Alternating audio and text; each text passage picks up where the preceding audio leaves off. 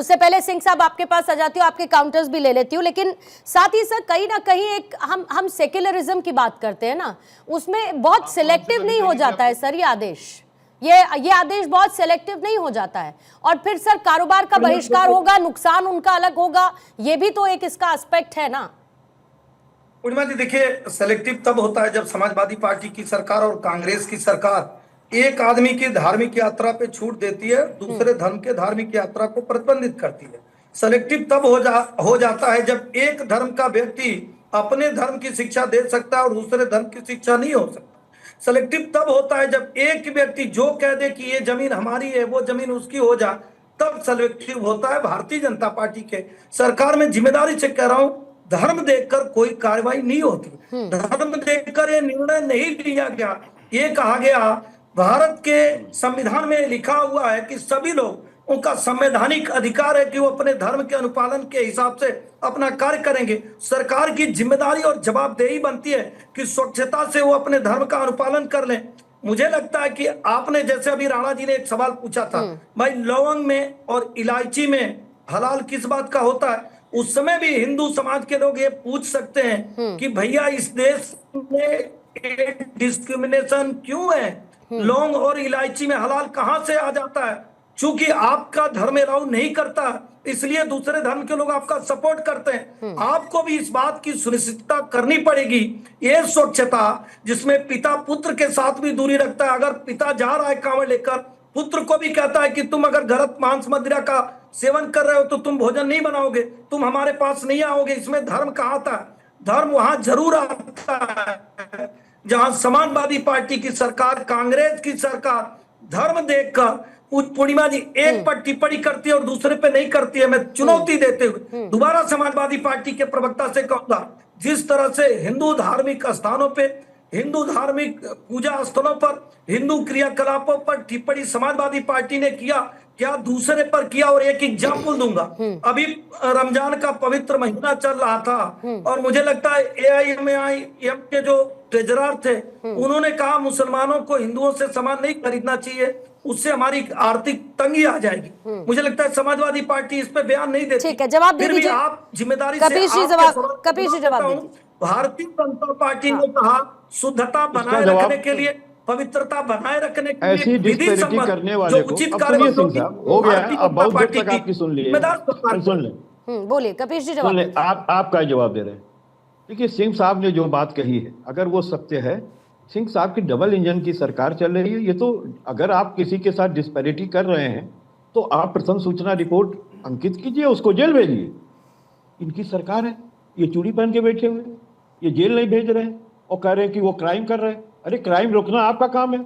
अगर किसी ने डिस्पैरिटी करने की कोशिश की है तो सरकार क्या चूड़ी खनकाने के लिए? अब मैं दूसरी बात कहता हूँ, मैंने ये देखिए, शिक्षा पे छूट ठीक था, हो गया। मैंने आपसे सवाल पूछा, एक धर्म की शिक्षा छूट था, ठीक था, एक धर्म की धार्मिक यात्रा पे 2 लाख रुपया दिया जाता था, ठीक था।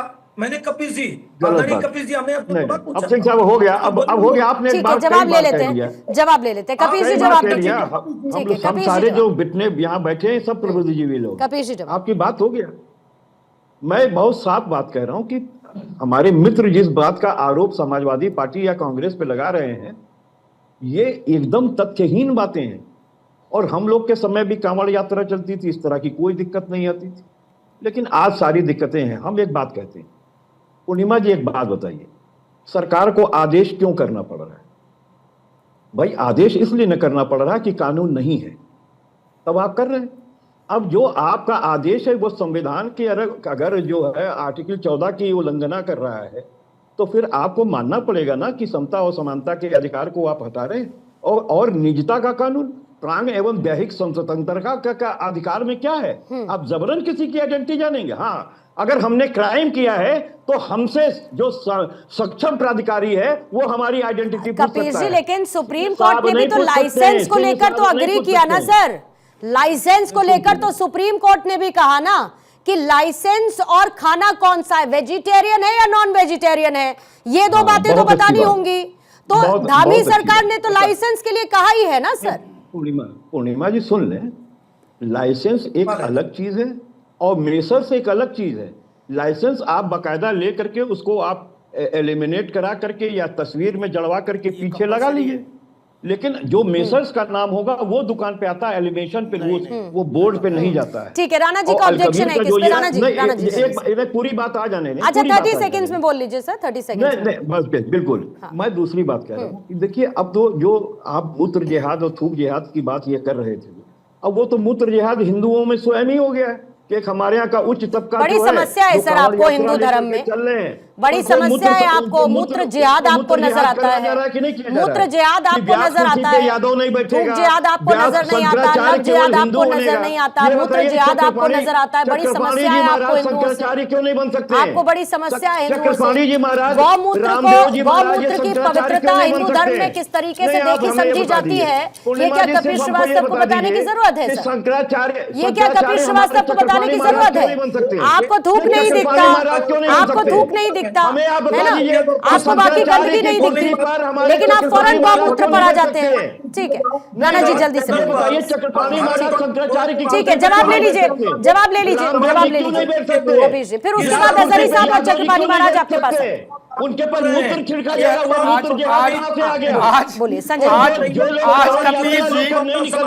कपिल जी ने एक आदेश दे दिया है, कह सकते हैं ऐलान कर दिया। अरे कपिल जी सुनिए, आपकी मतलब की चीज है।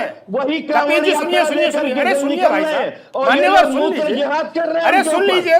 जिहाद मालूम है रहेगा, टीवी जिहाद टाइमर लगा देंगे 30 सेकंड्स का। राणा जी सर सुन तो लो, सर सुन लो। ब्राह्मण क्षत्रिय, अरे हाँ सर, देखिए आज ये आदेश हो गया है और ऐलान कर दिया गया है कपिल सिंह द्वारा कि भैया मथुरा का जो मंदिर है उसका निर्माण समाजवादी पार्टी कराएगी, क्योंकि वो यादव थे, यादव को अवार्ड दिया था, पुरस्कार दिया था, और वो यादव के गाय कृष्ण भगवान यादव के आराध्य है और सब उनको मानते, लेकिन यादव ज्यादा मानते हैं। अब मंदिर का निर्माण कपिल जी और उनकी पार्टी करेगी, नंबर 1। नंबर 2, इन्होंने बोला है कि नाम डिस्प्ले में कोई हो सकता है, नाम डिस्प्ले पे कोई भी हो सकता है कपिल जी, लेकिन सर्टिफिकेशन और सर्टिफिकेट आपको डिस्प्ले में लगाना पड़ेगा, जहां पे ऑनर का नाम, फसाई लाइसेंस, सारा डिटेल्स होता है। ठीक है अजहरी साहब, आपको ऐसा होगा। ठीक है अजहरी साहब, 30 सेकंड्स रख रही हूँ सर, 30 सेकंड्स रख रही हूँ।